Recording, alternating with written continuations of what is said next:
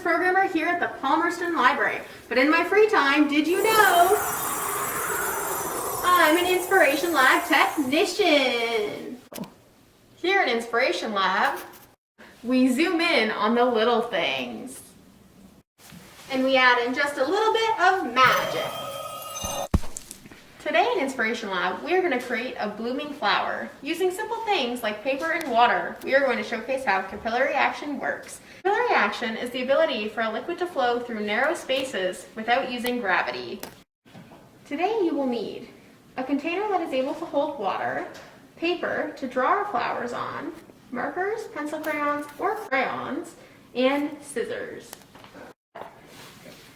To start, draw a flower onto your paper and color it in. We are using a template for our flowers. Feel free to print one off online.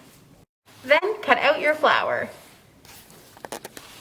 Fold your petals inward towards the middle. Make sure not to have your creases be too intense as they will be harder to unfold.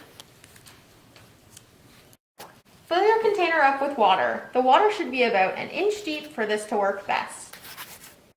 Now place your flower on top of the water and watch it bloom. This is where the capillary action comes into play. Since paper is made out of tiny wood fibers, there are small gaps or spaces between the wood fibers that form vessels where liquid or air may pass through. Water molecules are sticky, meaning that they like to stay close together as well as adhere to other substances. When you place the paper flowers in the water molecules immediately stick to the walls of the vessels. It will continue to travel up the vessels and drag other water molecules along. As the paper absorbs more and more water, the creases flatten out. As a result, the flower petals unfold and a super fun science experiment is born. The thickness of the paper can make a huge difference in how fast the water travels. Give this experiment a try using construction paper or cardstock and watch the difference in time. Which one do you think will be the fastest?